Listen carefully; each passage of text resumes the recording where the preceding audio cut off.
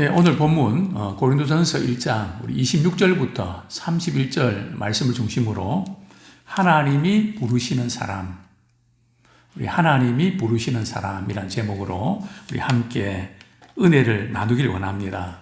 우리 하나님은 어떤 사람을 부르실까요? 오늘 본문 우리 26절에는 이렇게 말씀하고 있습니다. 형제들아, 너희를 부르심을 보라. 육체를 따라 지혜로운 자가 많지 아니하며 능한 자가 많지 아니하며 문벌 좋은 자가 많지 아니하도다. 육체를 따라라는 의미는 세상적인 기준에서 볼 때 지혜로운 자, 이 지혜로운 자는 당시의 헬라의 철학자들, 아주 논리적이고 많은 것을 알고 있는 정말 이렇게 똑똑한 사람, 하나님께서 그런 사람들 이렇게 부르지 않으셨다. 또 여기에 능한 자라고 하면 어떤 사람일까요? 이 정치적으로 권력을 가진 사람, 아주 성공한 사람, 힘이 있는 사람, 이런 사람들도 많이 부르지 않았다는 거죠. 또 어떤 사람요?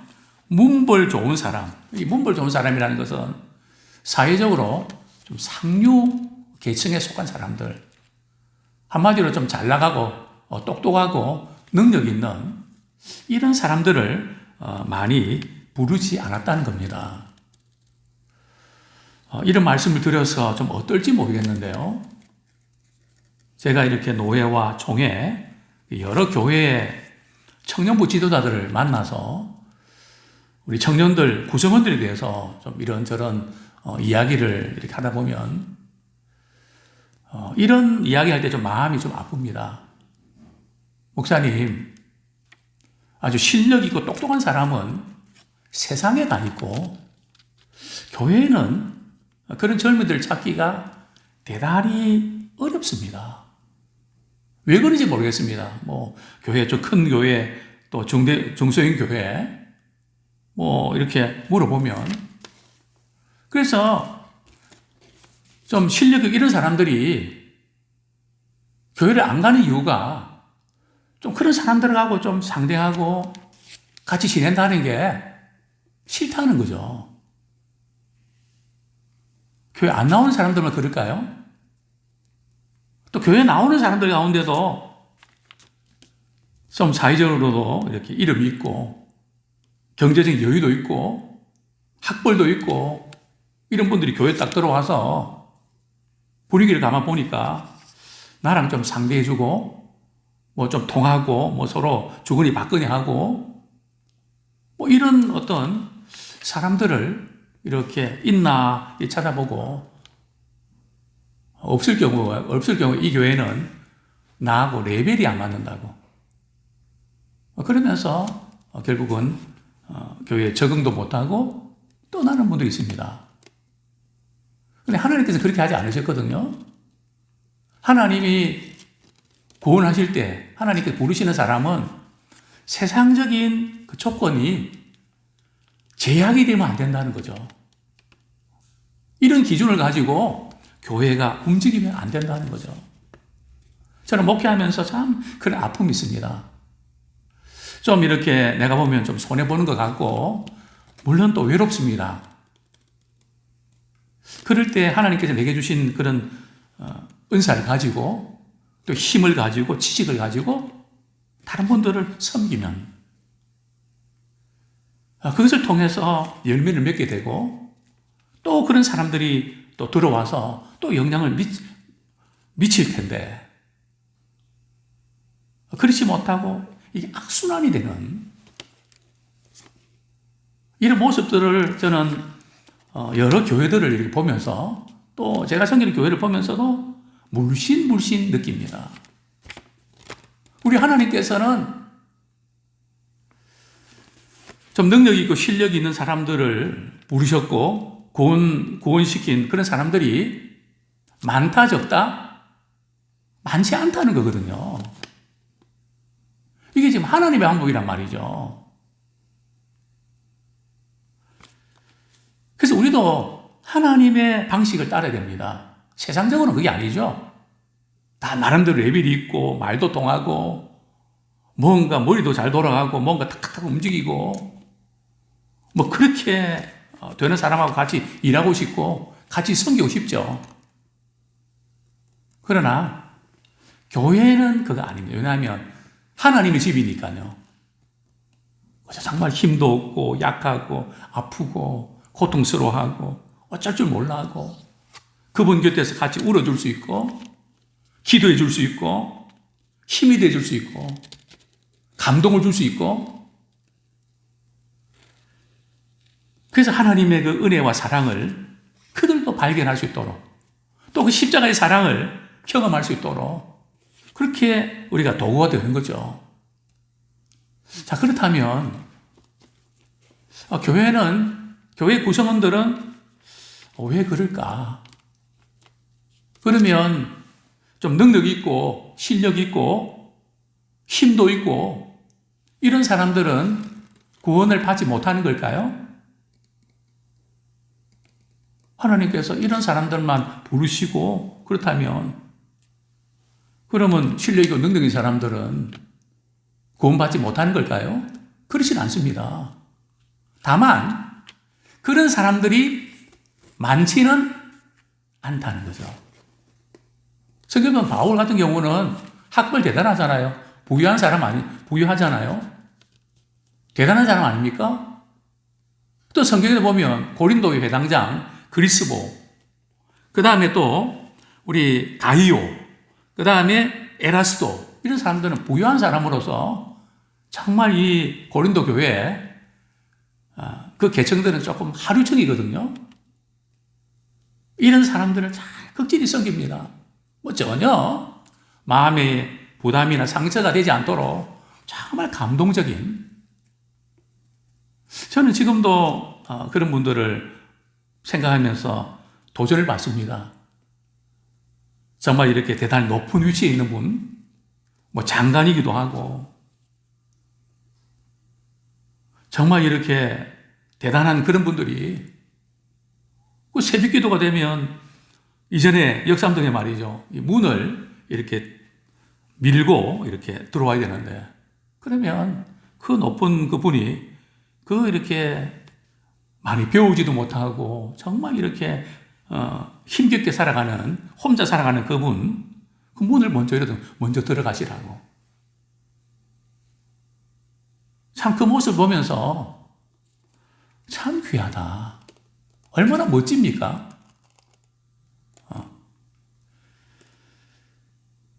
참 교회는 실력이 있고 능력이 있는 그것이 다른 사람 비판하고 내 수준에 맞는 사람을 찾는 게 아니라 우리 주님은 하나님의 영광의 그 수준을 낮추어서 우리에게 찾아오시지 않았습니까?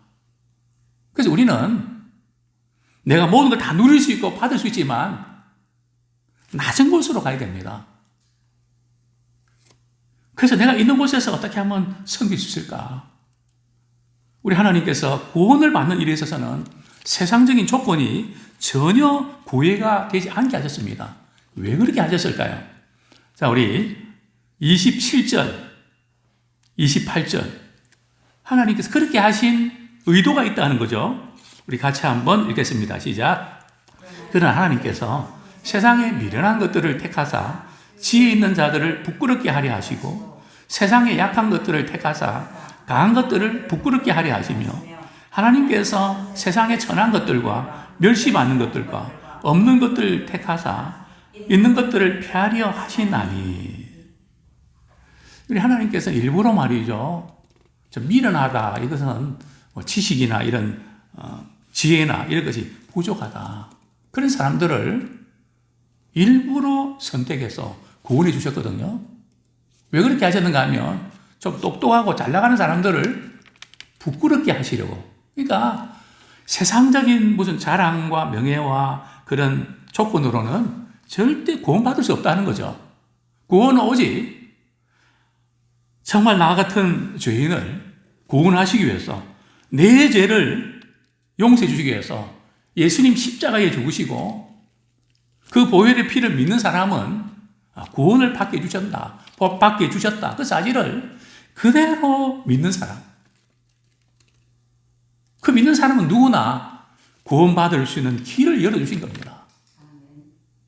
그래서 우리는 똑똑하고 믿음 생활 제대로 못하는, 좀 잘 나가고 또 힘이 있고 능력이 있는 이런 사람들이 신앙생활을 잘한다는 게 극히 드뭅니다. 왜냐하면 물론 그런 사람들조차도 나는 정말 주님 앞에서 다른 부족한 사람입니다.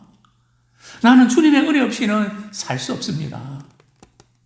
근데 이 세상 지식과 이런 실력과 이 모든 것도 하나님께서 은혜로 주신 것이지, 주님의 그 사랑에 비하면 이건 아무것도 아닙니다. 철저하게 자신의 한계를 느끼고 주님을 의지하는 사람. 참 이런 사람은 영향력이 있어도 구원받을 수 있고 신앙이 성장합니다. 바울처럼 멋있게 쓰임받을 수가 있습니다.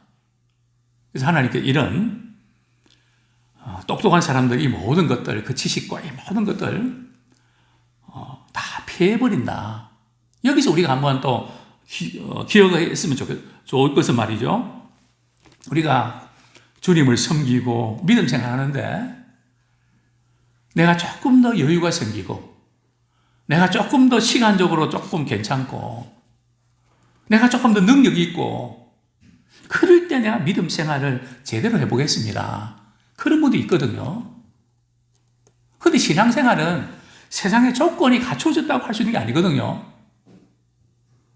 정말 주님을 사랑하는 데는 세상적인 조건이 꼭 있어야 되는 것은 아닙니다. 다만 세상적인 어떤 실력이나 조건들이 필요합니다. 왜요? 구원받는 데 필요한 것이 아니라 주님을 더 잘 섬기고 다른 사람을 잘 섬기기 위해서 우리가 자격증도 따고 그들에게 영향을 끼쳐서 참 저 예수 믿는 사람 저분 보니까 나도 정말 저렇게 살아야 되겠다. 나도 예수 믿어야 되겠다. 이런 도전을 받기 위해서 우리가 준비도 해야 되죠. 그러나 우리가 신앙생활 잘하는데 조건이 갖추어져서 신앙생활 잘하려고 하는 그런 어떤 핑계나 그런 이유는 맞지 않다는 거죠. 지금 우리가 주님을 사랑하고 주님을 잘 섬기는 그런 우리가 되기 원합니다. 자, 29절. 왜 이렇게 하나님께서 약한 자를 들어서 강한 자를 부끄럽게 하시는가? 결정의 이유가 나오죠. 29절 같이 읽겠습니다. 시작. 이는 아무 육체도 하나님 앞에서 자랑하지 못하게 하려 하십니다. 그러니까 육체적인 즉 세상적인 그 어떤 것 가지고도 하나님 앞에서 자랑할 것이 아무것도 없다는 거죠.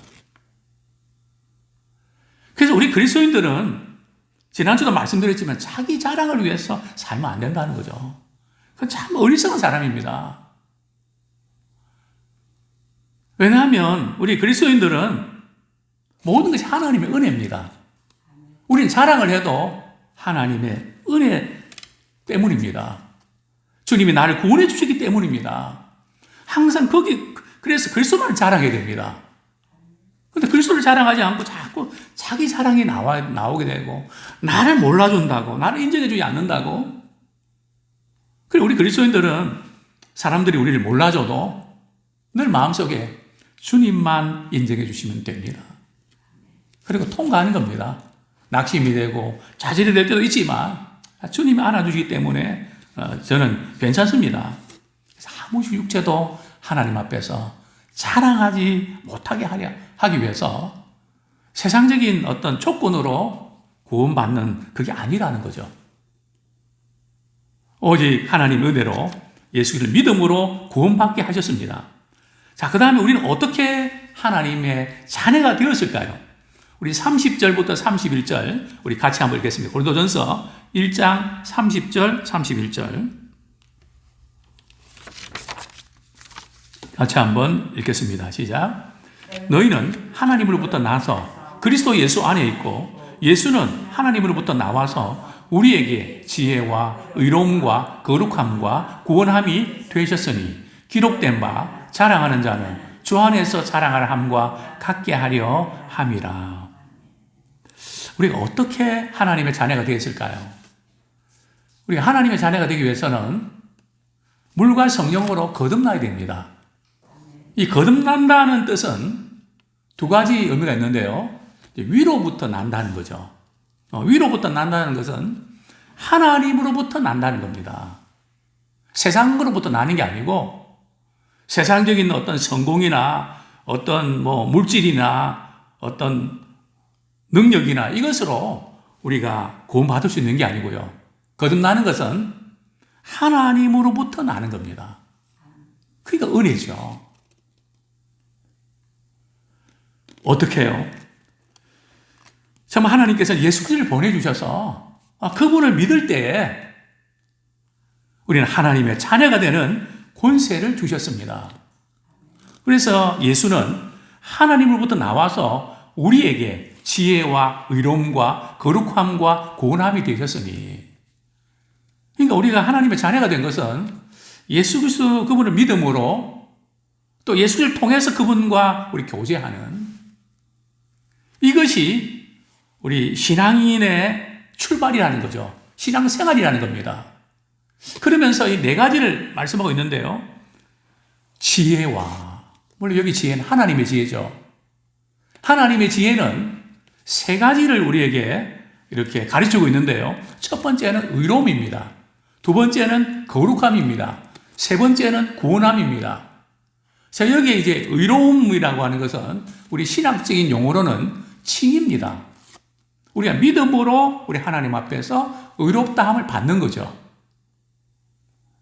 내가 참 죄가 많고 문제가 많음에도 불구하고 우리가 그분을 믿음으로 하나님이 나를 의롭다 여겨주셨다. 왜 날 사랑하나? 왜 날 사랑하나? 내가 하나님의 사랑받을 만한 조건도 이유도 없는데 왜 나 같은 사람을 우리 하나님은 사랑해 주시는가? 그게 바로 칭입니다. 의롭다 여겨주신다는 거죠. 너는 보배로운 존재다. 어젠가 이렇게 어떤 분의 간증을 들었는데요. 그분은 얼굴에 여자분인데 화상을 입어서 정말 보기가 이렇게 좀 힘든, 그래서 어려서부터 학교 가면 친구들이 놀리고 너는 빨리 죽으라고, 고등학교 가도 예외가 아니고 대학 가도 예외가 아니고 의사가 되려고 했는데 또 취업도 하려고 했는데 면접 때문에 얼굴이 그래서 다 이렇게 떨어지고, 그런 가운데 예수를 만나서 사람들이 어떻게 생각하든 너는 내가 볼 때는 너무 예쁘단다. 너는 존귀한 자란다. 그 사실을 깨닫고 그분이 강의도 하고 귀하게 쓰임받는, 좀 하나님께서 의롭다 여겨주셨다는 그 사실, 하나님이 나를 이렇게 사랑하셨다는 그 사실 때문에 우리는 회복되고 우리 삶이 변화될 수 있는 줄 믿습니다. 두 번째로는 거룩함입니다. 거룩함은 신학적인 용어로 성화입니다. 우리는 의롭다함을 받은 거에 끝나면 안 되고요. 점점 더 우리가 주님을 닮아가야 됩니다. 주님의 향기를 나타내야 됩니다. 우리는 복을 받는 그것이 신앙의 목적 아니거든요. 복을 받는 것은 그저 신앙생활에서 부수인 겁니다. 신앙생활의 목적은 우리가 거듭나서 주님을 따르는 것입니다. 주님을 닮아가는 것입니다. 주님을 닮아가면 다른 모든 복은 뒤따라오는 것입니다. 그 다음에 세 번째가 뭔가 하면 구원함이 되셨어요. 여기 구원함이라는 것은 우리 육체의 구원까지도 포함합니다. 마지막 우리 예수님 다시 오실 때 우리 육체도 다시 부활합니다. 즉 영화의 상태죠. 칭의, 성화, 이 영화의 우리 신앙생활의 그런 과정들, 여기에 우리의 초점을 맞추고 우리 살아가는 우리가 되기 원합니다. 31절 말씀 우리 같이 한번 읽고 말씀을 맺겠습니다. 시작. 기록된 바 자랑하는 자는 주 안에서 자랑하라 함과 같게 하려 함이라. 우리 자랑하려고 할 때에 누구 안에서 자랑하라고요? 주 안에서 자랑하라. 내 자랑하려고 하지 말고, 여기 주 안에서 자랑하라 말은 주님만을 자랑하라는 겁니다. 주님만을 높이라는 거죠. 우리 예레미야 9장 23절, 24절 말씀을 인용한 본문인데요. 예레미야 9장 23절, 24절 찾으신 분들은 같이 읽겠습니다. 예레미야 9장 23절, 24절 시작. 여호와께서 이와 같이 말씀하시기를 지혜로운 자는 그의 지혜를 자랑하지 말라. 용사는 그의 용맹을 자랑하지 말라. 부자는 그의 보함을 자랑하지 말라. 자랑하는 자는 이것으로 자랑할지니 곧 명철하여 나를 아는 것과 나 여호와는 사랑과 정의와 공의를 땅에 행하는 자인 줄 깨닫는 것이라. 끝까지 읽겠습니다. 지혜로운 자는 뭘 자랑하지 말라고요? 자기의 지혜를 자랑하지 마라. 그 다음에 명철한, 그 다음에는요, 부자는, 용사는 그의 용맹을 자랑하지 마라. 부자는 자기의 부함을 자랑하지 말라. 그러니까 세상적인 어떤 우리 조건과 성공과 이 모든 그것을 자랑하지 마라. 우리 신자가 자랑해야 될 것은 두 가지죠. 하나님을 아는 것을 자랑해야 됩니다. 예수 그리스도를 통해서 우리가 하나님을 알고 하나님의 자녀가 되었다고 하는 이 놀라운 사실을 자랑하기 원합니다. 또 하나님께서 행하신 것, 내 인생에 또 성경의 많은 인물들 가운데 하나님께서 어떻게 놀라운 구원의 역사를 이루셨는가. 정말 하나님이 하셨습니다. 정말 하나님이 하셨습니다. 주 안에서 그분만을 자랑하는 우리 모두가 되기를 소원합니다.